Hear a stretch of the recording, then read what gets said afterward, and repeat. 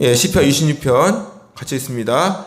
내가 나의 완전함에 행하였사오며 흔들리지 아니하고 여호와를 의지하였사오니 여호와여 나를 판단하소서. 여호와여 나를 살피시고 시험하사 내 뜻과 내 양심을 단련하소서. 주의 인자하심이 내 목전에 있나이다. 내가 주의 진리 중에 행하여 허망한 사람과 같이 앉지 아니하였사오니 간사한 자와 동행하지도 아니하리이다.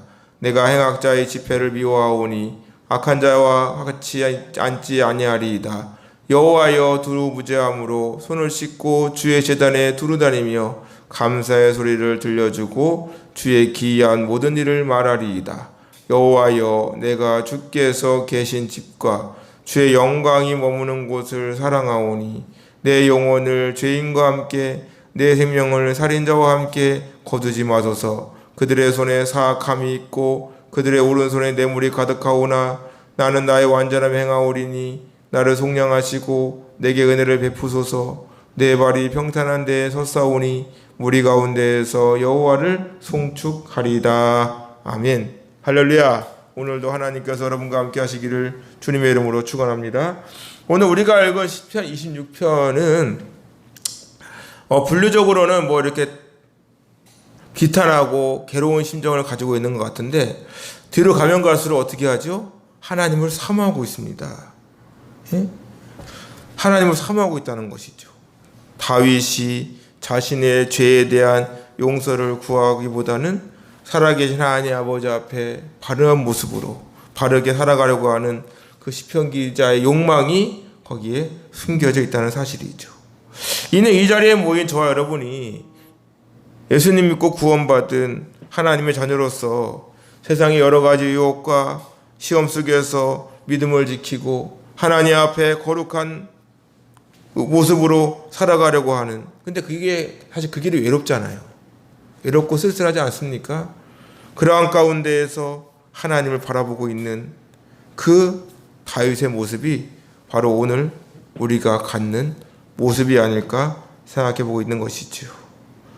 사랑 사람들이 다 허튼 길로 가고 더더군다나 하나님 믿는 사람들까지도 이런 말 저런 말 또 하나님 믿는 것인지 의심을 질 정도로 좋지 않은 행동을 하는 걸 볼 때에 정말 내가 오히려 이렇게 살아가는 것이 잘못된 것인가? 내가 살아가 맞는 것인가? 얼마나 괴롭겠어요. 지금 그 심정을 가지고 있는 것입니다. 1절 보세요. 한번 1절. 내가 나의 완전함에 행하여 싸우며 흔들리지 아니하고 여호와를 의지하여 싸우니 여호와여 나를 판단하소서. 지금 다윗은 이 완전함, 이 탐함, 순결하고 결백하고 아무런 흠이 없이 행동하고 있는 그 다윗의 모습, 나는 흔들리지 않습니다. 나는 오직 여호와만을 의지합니다. 다른 사람과 같이 비틀거리거나 이리저리 흔들리거나 하지 않았다고. 나는 온전히 하나님만 바라보고 의지했다고. 이 고백 아닙니까? 하나님이 나를 아시지 않습니까? 하나님이 나를 아시지 않습니까? 나는 온전히 하나님을 믿고 신뢰했습니다. 하나님을 의지했습니다.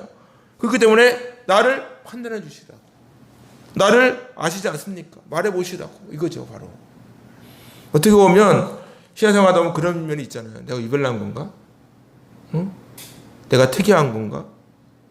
제가 코로나 이러한 위기에서 사실 저는 누구를 비난하기보다 제 스스로가 그냥 목사로서 성도님들을 자꾸 예배로 인도하기 위해서 저는 코로나가 시작되는 순간부터 그냥 하던 대로 새벽기도, 수요일, 금요일, 주일 예배 또 전도하고 그냥 하던 대로 했어요. 저는 그냥. 그런데 이러한 모습에 대하여 욕을 먹는 모습이 저는 참 안타까웠다는 사실이죠. 그냥 안 하던 걸 했다면은 모르겠는데 늘 해왔던 거라는 것이죠. 늘 하던 모습대로 했다는 것이죠. 그걸 드러내고 자랑하는 그게 아니고 우리 모든 성도들은 늘 항상 예배의 자리에 나갔던 거잖아요. 근데 나오는 소리는 뭐지요? 교회가 교회에 대하여 비난하고 성도가 성도에 대하여 비난하고 목사가 목사를 비난하고 계속해서 이러한 모습이 얼마나 괴로운 모습입니까? 잊어보세요. 여호와여 나를 살피시고 시험하사 내 뜻과 내 양심을 단련하소서. 나를 살피시고라는 이 단어가 이게 바한이라는 단어입니다. 이 단어는 뭐냐면 조사하는 거예요. 조사하는 거. 단어는 살피시고라고 번역을 했지만 이거는 어떻게 하는 거냐면 흠이 있는지 없는지, 어디에 문제가 있는지 없는지 주의 깊게 세밀하게 확인하는 겁니다. 이게 바한이라는 단어의 의미예요. 이 명령법입니다. 그러면은 명령을 누구한테 한 거야? 다윗이 하나님께 명령합니까? 이거 무슨 말이게요? 하나님, 나를 자세히 보세요. 나를 살펴보세요. 내가 정말 하나님 아버지 앞에 어떠한 모습으로 있는지 한번 보시라고. 이 고백 아니겠습니까? 하나님께 자신을 마치 조사하고 검사하는 것처럼 자신을 감찰하듯이 살펴보라는 겁니다. 사실 다윗은 목동이었잖아요. 목동으로서 양을 돌봤잖아요. 어떻게 했습니까? 양이 병이 걸리지 않았는지, 발에 물집은 없는지, 털을 이렇게 뒤져보기도 하고, 어디 아프지 않는지 똥도 만져보고 이러지 않겠어요? 목자의 모든 신경은 양을 향해 있잖아요. 양을 향해서 목자가 양을 살피고 있기 때문에 양은 편안하게 풀을 뜯을 수 있는 겁니다. 누울 수도 있고. 이러한 모습은 아이를 키우는 부모도 마찬가지죠. 부모의 모든 관심은 아이들을 향해 있습니다. 아이들이 40대, 50대 한갑 넘어가도 엄마한테는 늘 애기인 거예요. 애기의 모습인 거예요. 밥 먹었니? 어디 아프지는 않냐? 집을 나가는데 뭐라 그래?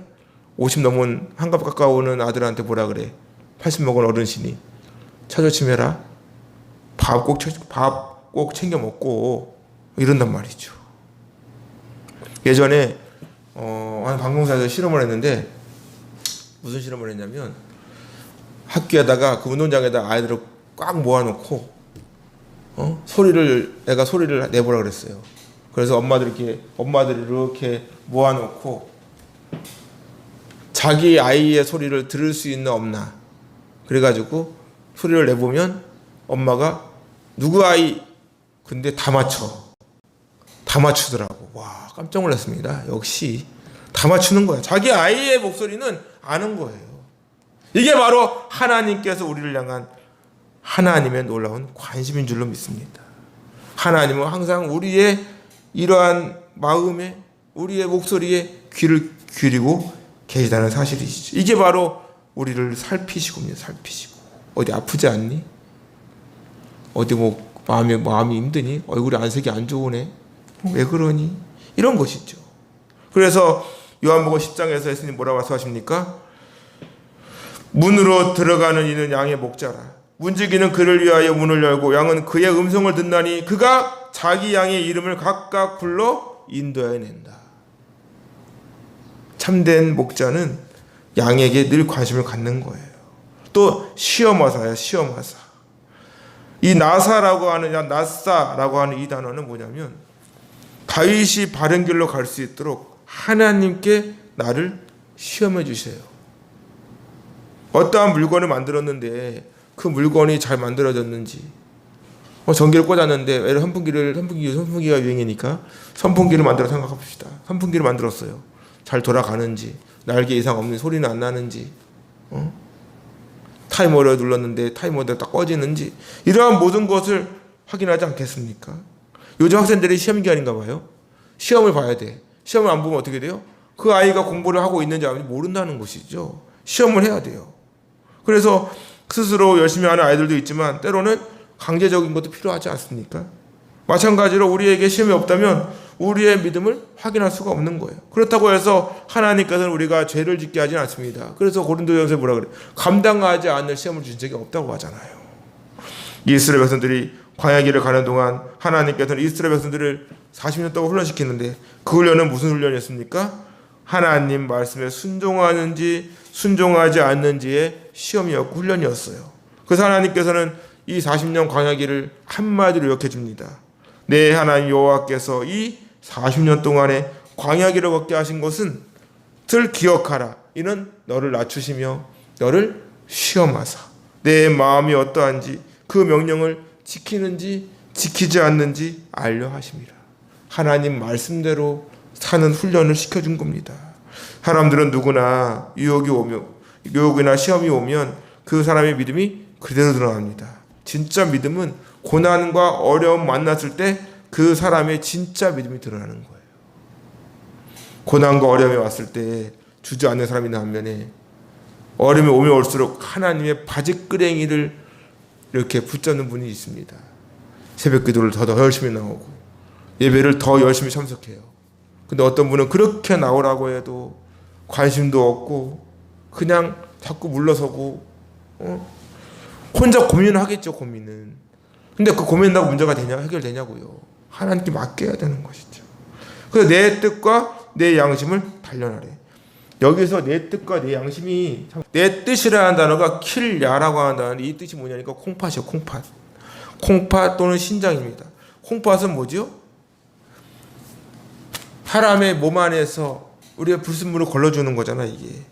근데 이 유대인들에게는 이 콩팥과 염통이 또 내 마음이라고 하는 이 내부, 이건 심장이거든요. 이 심장을 의미해.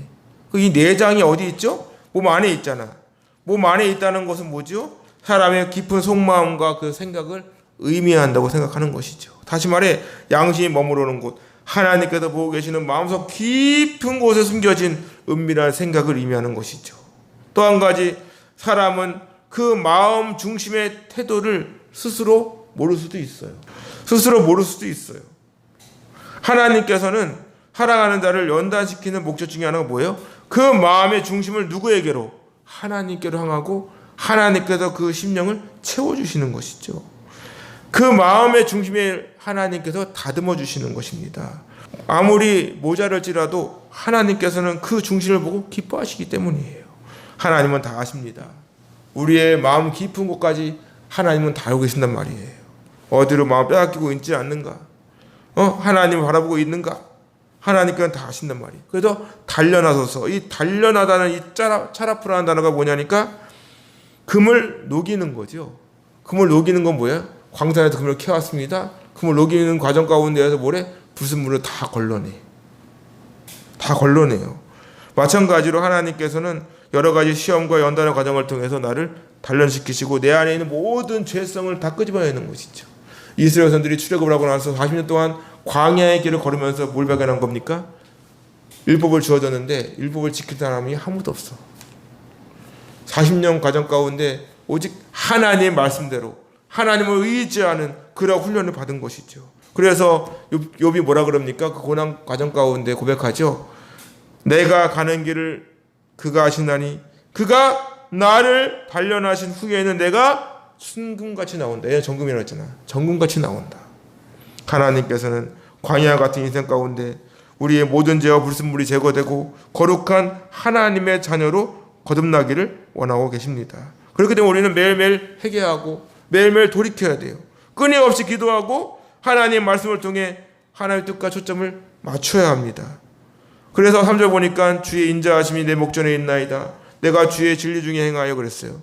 내 목전이라는 단어가 이게 4개 됩니다. 4개. 이게 뭐냐면가 창세기 1장에 보면 아담이 독처하는데 뭐라 말씀하시냐면 아담에 잠들게 해놓고 가둣들을 취하여 하와를 만들죠. 만들면서 뭐라 그래요? 독처하는 것이 좋지 않으니까 돕는 배필을 내가 만들어 줄게. 거기서 돕는 배필이 4개 됩니다. 돕는은 뭐죠? 아자부. 그대로 도와주는 거죠. 그냥 도와주는 거. 근데 이 배필이라는 단어는 뭐죠? 서로 마주보고 마주대하면서 서로 마주보니까 어떻게 돼? 사람들 서로 아는 거예요. 서로 몸을 섞을 정도로 가장 가까운 사이 아닙니까? 서로 맞은편에 서가지고 바라보는 관계. 바로 하나님께서 그 주의 은혜와 그 사랑이 내 맞은편에 있다. 항상 나와 함께하고 있다는 것이죠. 내가 주의 진리 중에 행하여 하나님께서 마주대하듯이 하나님의 말씀에 의지하여 하나님과 동행하고 있는 그 다윗의 모습을 다윗은 고백하고 있는 것입니다. 사실 우리는 조금만 틈이 생기면 하나님 앞에 얼마든지 많은 죄를 지을 수 있는 유혹과 시험이 늘 존재하고 있다는 사실이죠. 다윗은 자신이 연약함을 누구보다 더 잘 알고 있는 것이죠. 그렇기 때문에 날마다 하나님께서 나의 마음을 주장하여 줄 것을 간구합니다. 이는 오늘을 살아가는 저와 마찬가지입니다. 저 여러분들의 삶 속에서 우리는 항상 믿음을 한다고 말을 하지만 하나님께 인정받는 믿음을 살아가는 사람들이 얼마나 되겠습니까? 우리는 내 뜻인지 이게 하나님 뜻인지를 잘 분별해야 돼요. 내 생각, 내 의지가 곧 하나님의 뜻인 줄 착각하는 사람들이 너무 많다는 거예요. 자기가 하면 다 옳아.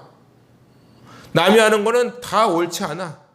이런 딱 갈라치기 하잖아. 갈라치기. 예? 내로남불 같은 말처럼 자기가 하는 건 다 옳지요.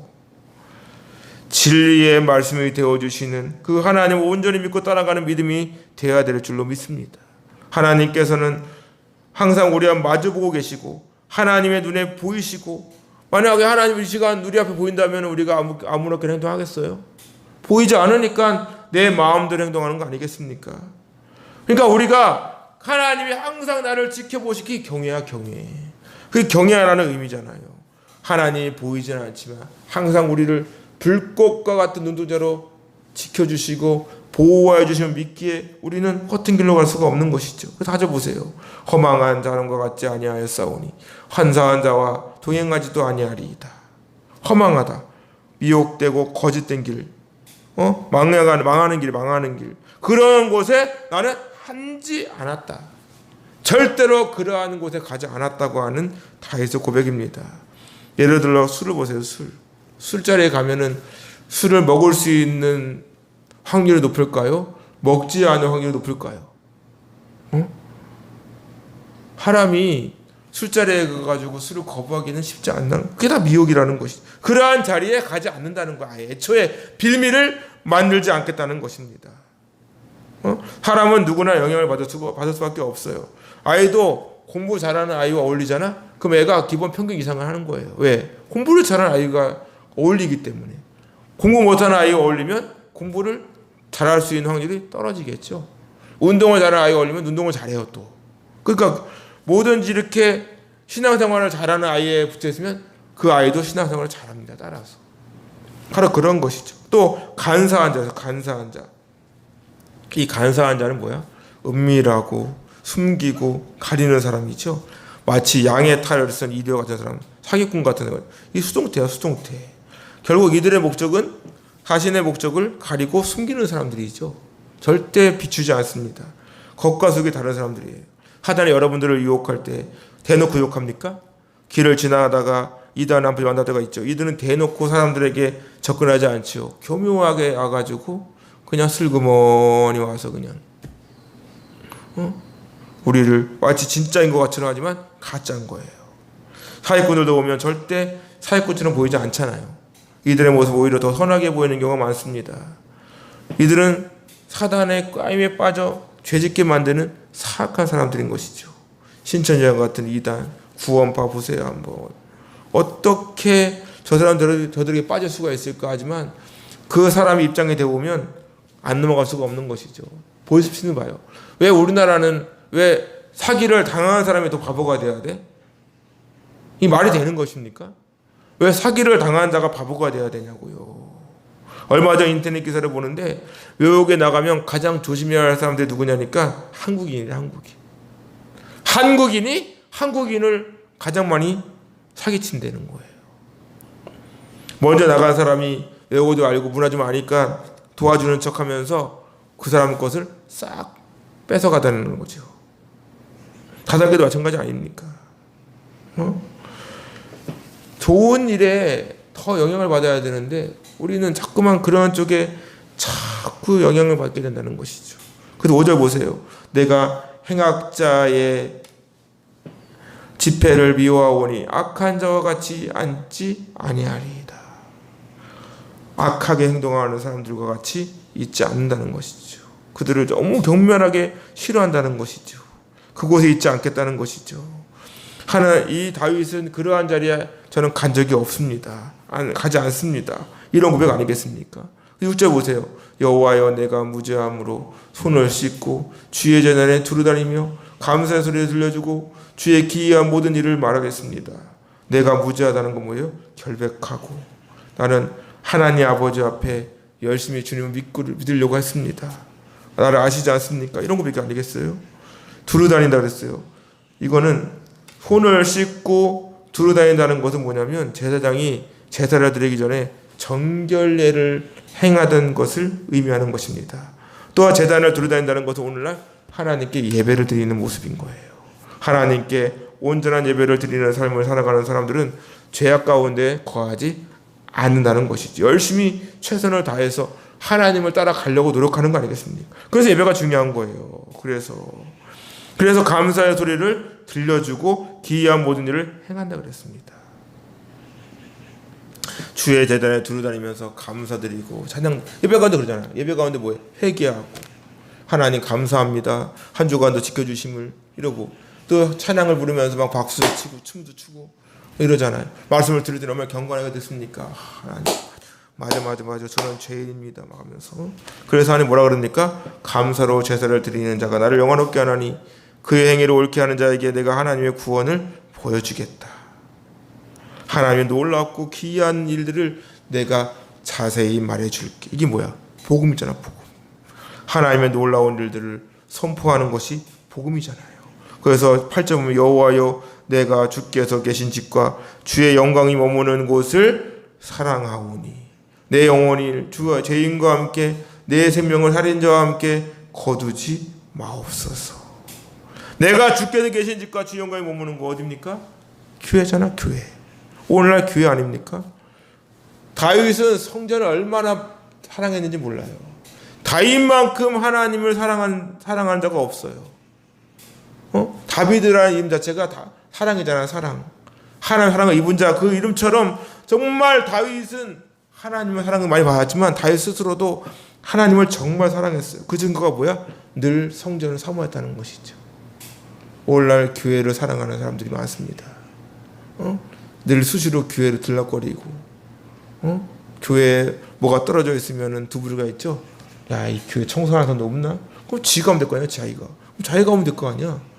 왜 자기는 안 하고 본인이 주우면 되잖아. 쓰레기를. 그러면 우째로 누구 청소하면 안 돼? 뭐 교회가 남의 교회 내 교회 따로 있습니까? 이러한 이분법적인 행동을 하면 안 된다고요. 주님을 사랑하는 만큼 교회를 사랑하세요. 일주일에 한 번 교회 가는 사람과 매일 새벽교회 나오는 사람과 똑같겠습니까? 여러분 하나님이라면 누굴 더 사랑하겠습니까? 우리는 수시로 집보다 교회를 더 많이 들락거려야 됩니다. 열심히 예배 자리에 나와야 돼요. 그리고 이렇게 기도해야 합니다. 내 영혼을 죄인과 함께 내 생명을 살인자와 함께 거두지 마옵소서. 함께 잊지 않게 해달라고 하는 시인의 간구 아닙니까? 그 이유가 뭡니까? 10절 보세요. 그들의 손에 사악함이 있고 그들의 오른손에 뇌물이 가득하다고. 사악함. 악을 매일 악한 생각만 하고 어떻게 하면 넘어뜨릴까. 사단이 그러잖아. 사단이. 어떻게 하면 넘어뜨릴까. 어떻게 하면 저 사람을 하는 거 떼어놓을까. 그러니까 우리가 자꾸 예배 나올 때 마음이 불편한 사람들이 그렇게 미혹되고 있는 겁니다. 기도하는 것도 잃어버리고 항상 거짓된 제물에 눈이 멀어가지고 자신의 사리사욕을 채우는 데 활용되어 있잖아요. 반면에 다윗이 이렇게 고백하죠. 11절 보세요. 나는 나의 완전함 행하오니 나를 속량하시고 내게 은혜를 베푸소서. 나를 속량한다는 건 뭡니까? 값을 치르고 구원을 시켜주는 거잖아. 누구야? 예수 그리스도잖아요. 그 주님의 십자가의 은혜와 그 사랑을 내가 기억합니다. 하나님의 은혜가 없이는 결코 홀로 바로 설 수 없음을 다윗은 고백하고 있는 거예요. 다윗은 자신이 인생 속에서 하나님 앞에 순수하고 결백한 모습으로 살아왔음을 고백하고 있습니다. 그것이 곧 하나님의 은혜와 사랑임을 다윗은 알고 있는 거예요. 지금까지 지내온 것이 하나님의 은혜임을 다윗은 고백하고 있습니다. 그러한 마음으로 다윗은 자신의 구원자가 되어주시고 자신에게 은혜를 베풀어주시는 그 하나님 앞에 불쌍히 여겨달라고 지금 간구하고 있는 거예요. 그리고 마지막으로 고백하기를 내 발이 평탄한 데에서 싸우니 무리가 온 데에서 여호와를 송축합니다. 평탄한 곳, 똑바로 서 있다는 것이, 서 있다는 거 뭡니까? 어떤 위치를 딱 취해가지고 바르게 서 있는 거, 차렷! 하고 서 있는 것이죠. 자신의 발이 똑바로 서서 정직하고 곧은 모습으로 하나님 앞에 서 있습니다. 그러한 모습으로 하나님을 송축하겠다는 것이죠. 송축이 뭡니까? 무릎 꿇고, 유대인들은 무릎을 딱 꿇고 엎드려서 손을 높이 올립니다. 이게 바라크죠. 이것이 예배를 드리는 우리의 자세 아니겠습니까? 하나님 앞에 똑바로 서서 우리가 할 수 있는 한 최선을 다해 최고의 예배를 드리시라고. 이번 주가 맥주 감사할 겁니까? 상반기 동안에 코로나가 끝날 것 같으면서 끝나지도 않고 계속 길어지고, 이제 백신 맞았는데도 불구하고 또 백신 맞은 분도 코로나 걸렸대. 그러면서 뭐 새롭게 또 코로나가 또 변종이 돼가지고 뭐 그러고 있대. 우리는 지금 코로나를 두려워하는 것일까요? 하나님을 의지하는 것일까요? 예? 우리는 하나님밖에 의지할 분이 없습니다. 그 하나님의 아버지 앞에 그냥 감사하는 마음으로 살아가는 것이 우리가 가야 할 길이죠. 우리가 언제 계획된 대로, 계획한 대로 일이 진행 적이 있습니까? 하나님의 돌보심이 없으면 단 한순간 살 수도 없고, 마치 뭐 요즘에 비가 막 갑자기 확 쏟아지다가 햇빛 났다가. 근데 중요한 거는 우리의 마음이 그런 식이야. 좋을 때는 확 좋았다가 조금만 마음 상하면은 푹 꺼져가지고 그냥 아유, 세상 근심 다 지고 있는 사람 같이 행동을 하고 말이야. 툴툴거리고 불평하고, 또 찬양을 잘도 불러요. 또 감사해요, 깨닫지 못했었는데. 그래놓고 또 얼마 지나서 또 불평하고 원망하고, 이러한 모습들이 항상 반복되고 있다는 것이죠. 근데 하나님은 우리를 향한 그 사랑이 변함이 없습니다. 변함이 없다고요.